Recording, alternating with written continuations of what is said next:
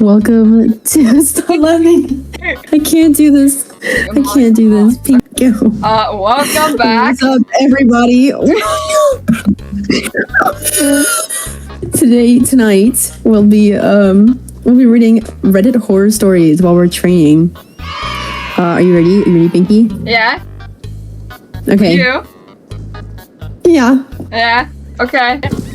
I'll make a shorter story from a longer one involving sensitive auras, but once I was with a girl on Big Frog Mountain at dusk, miles away from anyone. Wow, I already just crashed. We decided to walk up a trail. Right behind the car, I stepped in a mud puddle with odd-looking light brownish water. I pointed the unusual color out to her, and then we started walking. Not far up the trail, she started getting scared, and we went back to the car. In the car, we started making out while lying in the front seat, and she had her hand draped out the window. I felt an odd sensation on my back. It had happened before when people were behind me and told her to pull her hand in, which she did. A few minutes later, I felt the sensation in my back again, but it felt more urgent.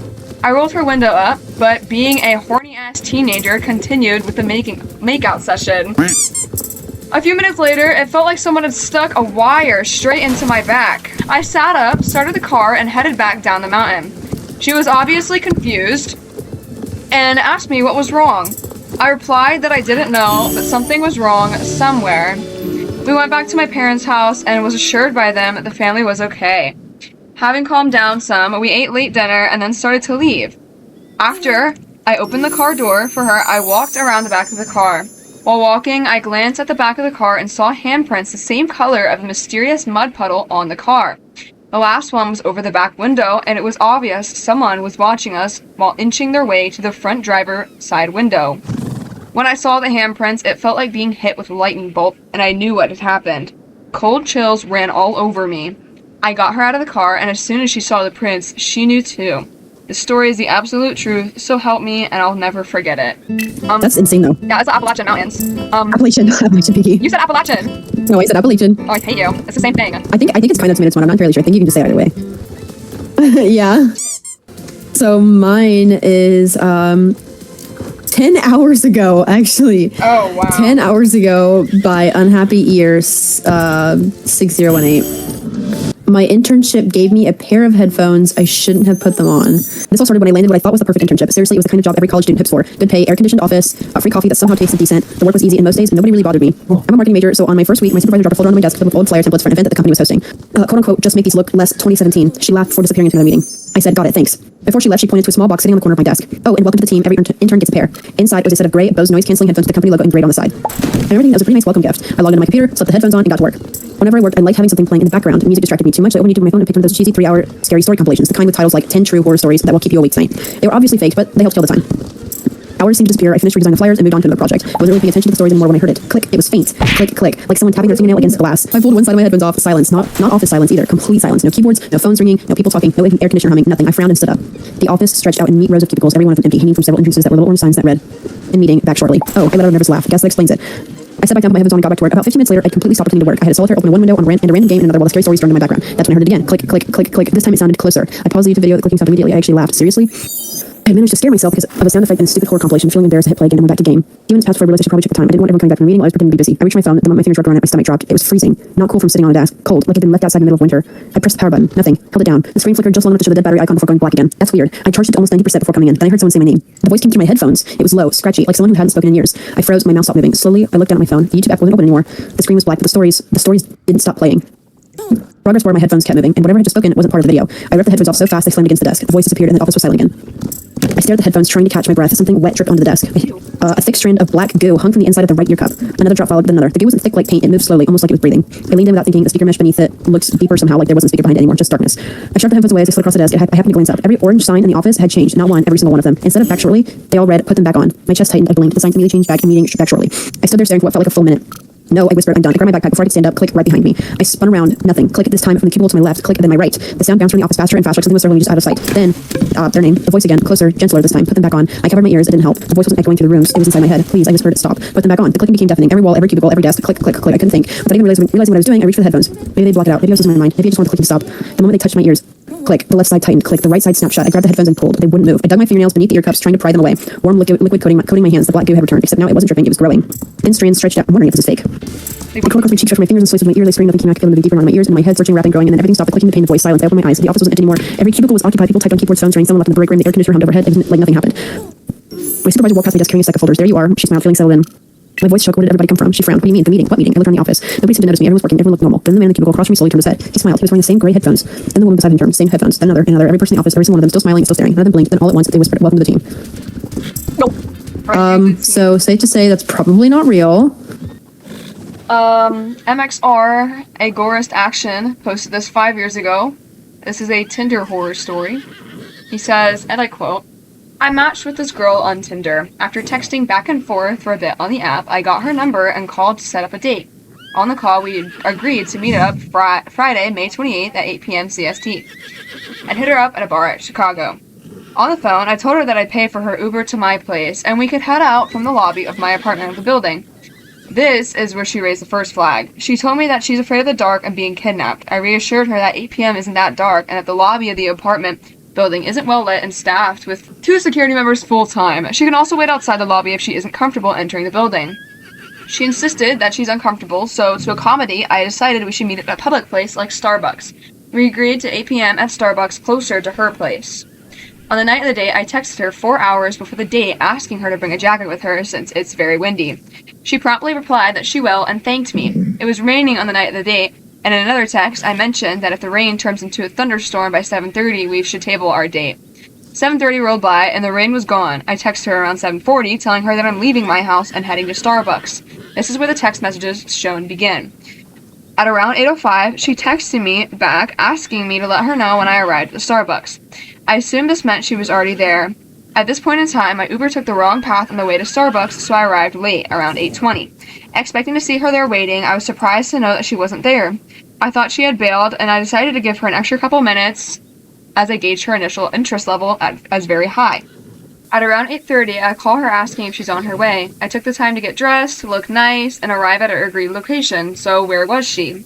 She picks up the phone. She tells me that she's afraid of the dark and that she doesn't want to leave her apartment building. I told her that we agreed to meet at Starbucks at 8, and now that it's 8:30, she asked me to then pick her up from her apartment building, which is located 10 minutes away by car ride. This perplexed me. She's afraid of being kidnapped, but she's giving me her address and asked me to go to her place. She knew I was on my way 20 minutes before our date, told me to tell her when I arrived, and it's now 30 minutes past the time we were supposed to meet. I asked her if she could make it over in 10 minutes. That would have given her almost an hour to prepare since I texted her that I left my house. She ignored the question and insisted that I picked her up. Remember, I only offered to get an Uber to my place 2 days prior, which she rejected. I pressed on the same question, asking if she could make it within the next 10 minutes. She was silent for a good 30 seconds. It was the type of silence where you can tell if she wants to say yes, but knows that she can't get ready in 10 minutes because she's still in pajamas. I broke the silence by telling her that I'm not interested in these games, and if she's unable to keep her word on something as simple as meeting in a public place, then this wouldn't work. I politely bid her a good night and hung up. I didn't have time for these games. That's when shit hit the fan. She was angry that I had the nerve to stand up to her general lack of responsibility. She blew up my phone with calls and text.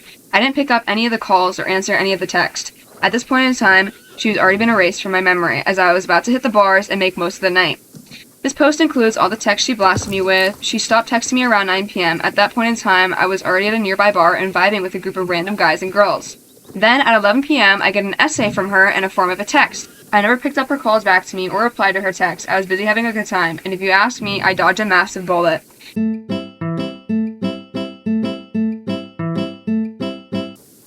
This is not a horror story. Yeah, that's not a horror story. Okay, here's mine. This one's also a Tinder horror story, or hopefully it's a horror story. Oh shoot, I just completely messed up this dressage. Okay, so this one doesn't tell me who it's posted by. I was 51 days ago. And the title reads, "I'm never using Tinder again." After having been single for the first 3 years of college, I wanted to dip my toes in the dating scene. I installed Tinder and swiped right until my thumb turned purple. Excitedly, I got a match fairly quickly. Her name was Bella. She was a petite 21-year-old woman with sandy blonde hair and dimples that made me melt on the spot. According to her profile, she went to the same university as me and she was a junior in college. After some back and forth between the two of us, she surprisingly invited me to a party in the wealthier part of the town. She said she knew some friends who were going to be throwing an absolute thrasher and wanted to bring a date. I agreed immediately. We chatted some more and I agreed to pick her up at 10 p.m. The plans were set. Beaming, I threw my phone on the bed and fist pumped the air. That was far easier than I could have imagined. Later that night, I picked her up. I fully expected her to be a catfish, but lo and behold, as I approached her address, she was already standing on the curb, smiling and waving excitedly. She was wearing a beautiful sweater and stylish pants that fit her curves well. If I'm honest, the outfit she wore kind of made her look older than I initially pictured, almost like a sucker mom. But that's neither here nor there. She got in my car and we headed toward the party. As my car rolled up with the address of the party, my jaw dropped in awe. The house was massive and had the appearance of a souped-up, grandiose mansion. I asked Bella if this was actually the house, and she nodded emphatically. On the way to the door, I was in shock at how fancy the yard exterior was. It truly looked like an establishment owned by a multimillionaire. Strangely, though, there were only a handful of other cars parked in front of the house, despite the loud volume indicating there were far more people inside. As we got closer to the house, my estimates were right. In the windows, I could see probably over 100 people dancing and partying inside while music emanated from the interior. As soon as Bill and I came into the door, however, it felt like everyone in the house froze for a brief second. I'm not exaggerating when I... about to fail. Not exaggerating when I say it looked like every single pair of eyes in that house were on Bella and I just for a moment. Then, as if I had imagined it all, the party resumed and everyone continued dancing as if nothing had happened at all. I noticed immediately that something wasn't right. However, these people who I assumed to be college students all looked to be in their late 30s to 40s. I couldn't tell if there was a single college student in sight. Much like Bella, they were all dressed as they were attending a book club instead of a late-night weekend thrasher. When I whispered my observation to Bella, she just brushed it off immediately, saying they were probably just all upperclassmen. I suppose she had a point. We made our way to drinks to loosen up. As I approached the drinking station, I turned around and realized Bella was nowhere in sight. I texted her asking where she was while I took my first sip of spiked fruit punch. While I was standing there, I could have sworn I kept catching people staring in my direction in my peripheral, but they shifted their eyes as soon as I turned in my head. I was starting to get seriously disturbed and a knot formed in my stomach as I waded through the crowd trying to look for Bella. Eventually, I made my way near... Eventually, I made my way near the back of the house and I found a hallway that wasn't occupied with clumps of people. Walking down the hall, I read a bathroom on a sign and followed it. Great, just the breath of air I needed. I muttered to myself. I sat on the sink replaying the audience of the party in my head when I heard a knock at the door. I yelled, "Occupied," but the guy on the other side of the door insisted he had to use the bathroom. I reluctantly opened the door, and to my surprise, the guy was the first person who actually looked like a college student. He was young, tall, and was actually dressed like the people I'd been accustomed to seeing across campus during my time at college. Before he could close the door to the bathroom, I stopped him and asked if he picked up the strange vibe at the party as well. He smirked for a second before leaning in and dropping his voice in an almost imperceptible whisper. "Take a look around. These people really look like college students to you." I let out a sigh of relief, as if my concerns had finally been recognized by another person. Before I could say anything, he kept whispering, "You came here with a girl, right? How old did she say she was?" Confused as to how he knew I had a date, I said, "I met this girl off Tinder earlier today. She said she was 21. The guy laughed under his breath. Typical. Well, if it's not obvious already she isn't who she says she is. Then a pause before he finally whispered once more. "Hey man, do what you want, but if I were you, I'd say get out of here sooner rather than later." And with that, he shut the door again before the hallway became dark and silent once again. I'd heard enough. I quickly made my way to the door, feeling everyone's eyes on me like daggers. Just as I was about to leave, I heard my name being shouted by a person I could only guess to be Bella. I didn't stop to see. I closed the door behind me and jogged back to my car. I peeled out and started driving back home. Something ate at me, though. On my way home, I drove back to the address I picked Bella up. Curiously, as I pulled up, an older couple had just arrived home and they were walking to the door. I don't know what possessed me to do this, but I rolled my window down and shouted a question I already knew the answer to.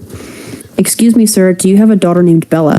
Confused, the older man made his way to my car with his wife before telling me, to no surprise of my own, that he and his wife had no kids.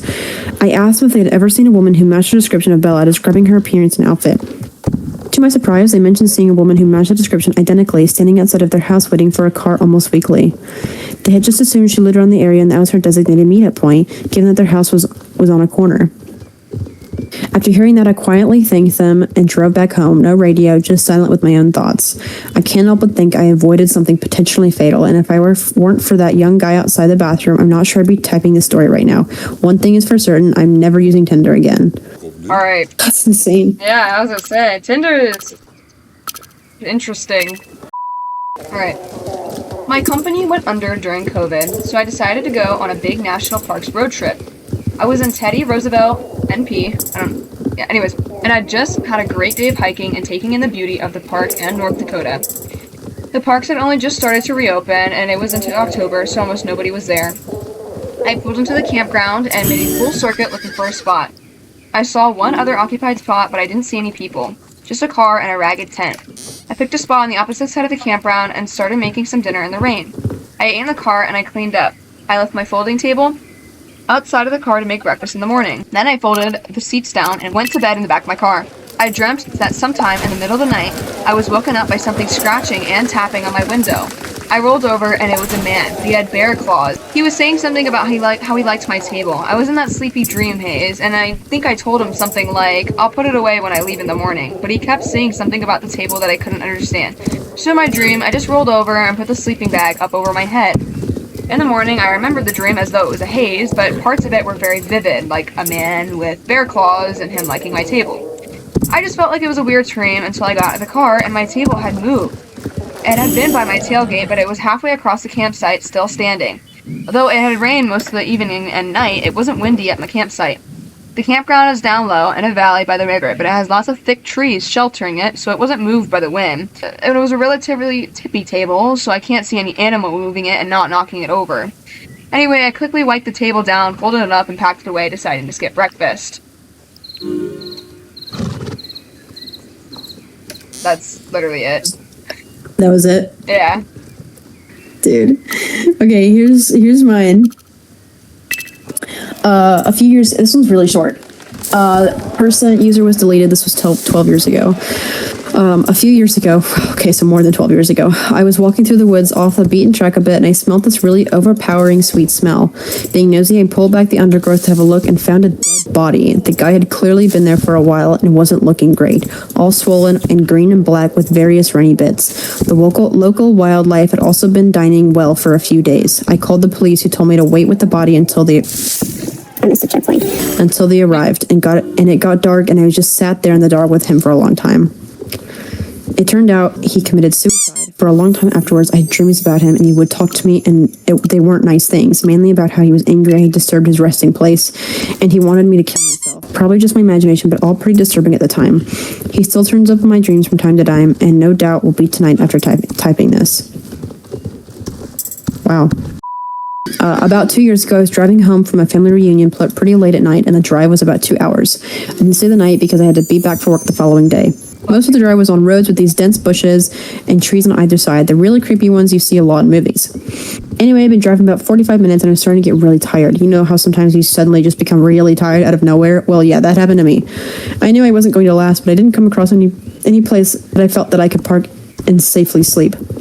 Anyway, after it became clear to me that I wasn't going to find a place to pull up and my tiredness wasn't going away, I did something very questionable. I pulled over to the side of the road onto the grass behind some bushes to try and hide my car from anybody else who was going to come past. The roads weren't empty. I came across another car every few minutes or so. I made a mental note that the time was 11:22 and then fell asleep. Sometime later, I was awoken by a scratching sound. I looked at the clock, 11:50. The sound stopped after a few seconds, and because I was still extremely tired, I didn't bother looking around and simply went back to sleep. I was later awoken by the same sound, and it was now 12:40.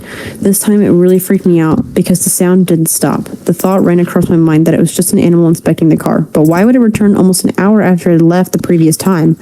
I looked in my rearview mirror and just managed to catch a glimpse of something running away into the forest. Now, at the time, I thought it was the damn hook killer, you know, the one that scratched the couple's car and then slaughtered the guy when he got out to investigate. Fuck that, I thought to myself. So I got the hell out of there. There was a bend no more than 100 yards up the road, and as I came around it, there was a fucking car parked off to the side of the road with the driver's side door opened. I slowed down just to look to see if anyone was in there. There wasn't. Then I looked in my rearview mirror. I didn't see anything, and all of a sudden this guy comes sprinting around the corner. He starts screaming at me, shouting stuff like, hey you, get the fuck out of your car now. I noped the fuck out of there and sped off. I never saw the guy again. Moral of the story, don't fucking sleep on the side of a deserted road.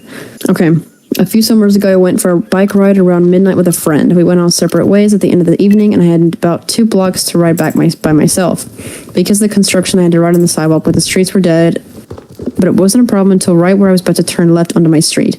There was this man walking by himself, maybe 40s, a little scruffy, but not homeless. The sidewalk was narrow, and I didn't want to freak him out, so when I got about 6 feet behind him, I said, "Hey, behind you," and he turned around and gave me this super angry look. I turned down my street, and he started to follow me, literally screaming about how I was a fucking cunt, he was going to kill me and all that. I live right off the corner. I didn't want him to figure that out, so I decided to do another loop around the block. That's not the scary part. The scary part is when I looped back around and looked down the street, I saw him standing on my fucking front stoop, staring out at the street like the motherfucker knew I lived there. He saw me ride by again, but he didn't say anything. I ended up going back to the friends, but my bike got stolen from the alley by the house 2 days later. The guy in question was definitely not actually homeless. We have a large population of mentally ill in that area, unfortunately, so I didn't think the sidewalk was too narrow to pass, otherwise I wouldn't have disturbed him. Half the scary part was that he looked pretty much completely normal for my area. That being said, I ended up texting my mom, and she made the decision not to notify law enforcement until my bike was stolen. Damn. Wow. Oh my gosh. I had awesome parents who let me sleep in the living room on weekend nights when I was very young because my sister was a light sleeper and I could stay up until dawn. But of course, I always ended up sleeping on the couch because what? Because Nick at night made me tired, whatever. I don't know. I ended up sleeping on the couch, whatever. So one night I wake up to the prickly feeling, like an instinct. I just bolted into a sitting position and stared at the front window. We lived in rural Georgia, so you can imagine the magnitude of trees. In perfect light cast from the moon, I see a silhouette of someone in this fucking tree. The family dog dashes the window and is snarling into the glass. Terrified, I run into my parents' room and try to explain to my parents that there's a strange person outside. Dad grabs something defensive and darts outside with the dogs to beat the wax off the hothead. I tremble in Mama's arms until Dad comes home and says he saw no one and to go to bed. I decided to sleep in my regular bedroom. I fill in my sister as to what happened. Dad is making regular rounds in the house with a cup of coffee. We're all still, and I finally think I can sleep. Nope, I notice the man outside my window. From what I can see in the moonlight, he gives me a shush signal and runs away. Just turns around to run a straight line away. I swear I couldn't stop crying for what felt like hours. Wow. Yikes. Can you imagine? Yeah, that sounds really scary. My house sits farther back in the lot than most other houses. It's a strange layout as well. The sidewalk runs the length of the living room and ends at the front porch, which lets in the living room. Large windows that do not open allow great light to get into the living room, but at the cost of no privacy. The rest of my family was on vacation. Having the house myself, I decided I would get smashed. Oh, brother. Well, I passed out on the couch in the living room at about 9. When I realized I was too scared to walk back to my room, the couch was right underneath these big windows. I woke up suddenly, not knowing why. I had a severe case of the chills, and I could not figure out why. Then the banging started. It came from right above me. I did not move, but I opened my eyes and looked up at the window. Someone was standing there, pounding on the glass. Without moving, I looked at the cable box. It was around 3 a.m. The banging continues. Then it stopped suddenly, but I still did not move. Suddenly, it commences again, coming from 2 different directions now. Someone is banging on the window, and another person is banging on the front door. They kept doing it, would not go away. Finally, after about 40 minutes, they quit. It was the most terrifying event I can recall at the moment. It made me a nervous wreck after that.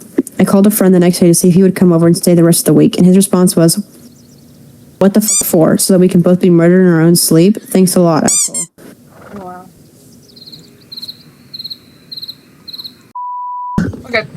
First night back in my barracks after returning from JRTC, I'm dreaming that I'm on a bus, leaving JRTC with all my guys. It was a vivid, perfect, exact memory. Passing the trailers, the motor pool, leaving FT Polk. Everyone was sitting in the exact places where they were in real life. We were standing up and moving around, talking to each other. Oh my god, hold on, I'm gonna fail this race. Talking to each other, telling stories about some things in the box. Someone hands me a cup and says, "Drink it." I do. The bus skids out and rolls over, and I'm thrown onto the floor. Instant portal into sleep paralysis for what feels like hours, staring at the dark wall of my room, Hat Man looking over me, everything. I'm screaming at the top of my lungs, but can't move. After hours of this, I manage to roll off the bed, and when I hit the ground, I wake up. I don't wake up into real life. I'm back on the bus, still on the ground, everything is rolling and crashing. I'm scrambling to hold on to something, and my hand finds the cup I drank out of. A terrifying voice says, "Drink it." I don't want to, but I have to, like someone else was controlling my arm. I'm forced to drink again. As soon as I do, right back into sleep paralysis in my barracks room. I'm frozen in my bed again, screaming and struggling, but immobile. The craziest part was the shadow monster felt like it was some kind of imminent danger, like in the next moment it was going to rip me apart, but that feeling continued for hours and hours. No matter how motionless it was, my brain couldn't see it as anything other than the most immediate danger. I slowly, agonizingly inched myself off of the bed again. I fell onto the floor, tangled in my blankets, and got myself onto all fours. The terror was still there, like I was drunk, I was off balance, and I couldn't get myself right. I was just kind of squirming on top of some dirty laundry that was on my floor. Suddenly, I realized, like a light bulb turning on, that I did my laundry and there isn't any laundry on the floor. My eyes opened and I was back in my bed. Sleep paralysis again. Right where I started, I screamed just like I had been the previous eternities. Instead of a raw, horrible yell this time, it was just kind of a squeak. It was a little murmur that came out and sounded different. I flailed my arms and they actually moved. I realized now that I was actually awake. I hadn't moved an inch from the position I fell asleep in. I jumped out of my bed, turned on all the lights, and sat in a chair, processing the whole thing for like an hour. I remember drinking water and writing my name down on a piece of paper to assure myself that I was actually awake. I don't know what kind of demon I pissed off in the Louisiana swamp, but it was some kind of straight voodoo shit. Damn, dude. Yeah. Can you imagine having a dream like that? Or a couple more, because I've got some short ones. All right, so I'll read 2 more waiting for you. When I was about 10, all my cousins and siblings were over, about 10 of us there. The parents and grandparents were out for an adult dinner, so it was just the kids sitting around watching a few movies, when all of a sudden the house shook and there was a large flash coming from the backyard. It felt as if a bomb dropped. We all heard, felt, and saw it, and as a pack we ran to the hallway. The eldest cousins in the group debated on calling the police, but opted to call the parents. After a few minutes, we gained our courage and ventured out into the living room again, this time with weapons, just in case. Undead. So After a half hour with no issues, the parents came home and thought we were insane. There was nothing wrong with the backyard, and no neighbors reported anything. It's been 10 years, and we still talk about it, trying to figure out what it was. Interesting. Okay, one more. Let's see. Okay, so this happened to me last summer when I was back at my parents' house during the holidays. It was around 3 a.m. and I was in my room on my computer when I got a call from my sister. Now that was already a little bit weird since my sister's room is just in the hallway from mine, and she could have just come to my room. I went to pick up, and the call ended as soon as I reached the phone. I figured that she wanted to speak with me, so I got up and went to her room. As soon as I reached her door, she started screaming that someone was in her room with her. So I busted in, and of course nobody was there. After she stopped crying, she told me that she woke up and saw a dark shadow just centimeters from her face, and that's when she screamed. So I told her that she called me. She tells me that her phone is not in her room and that she was sleeping. Sure enough, her phone is actually downstairs in her purse. The weird part is that I have the log of her call on my phone, but she doesn't. Never managed to explain this one. that's so weird. What the hell? No, I'll probably make that one the last one. Alright, yeah, this will be my last one too. Stationed in the bomb holder, and after a couple years, I found out Jeffrey Dahmer was also there in the 80s. There were always rumors about unsolved murders in this area, and naturally, the rumor was our barracks used to be his barracks. Anyway, I had a long stretch of the creepiest, what I can only describe as waking nightmares. Decapitated heads on my chair, people standing over me, all sorts of weird stuff, and then I found out the Dahmer thing. Are they connected? Doubtful. Is it cool to think they are? Yeah. Okay. Well, that's it. Yeah. You have any last words? Like and subscribe, or there's gonna be a giant spider on your pillow tonight. Okay. All right, bye.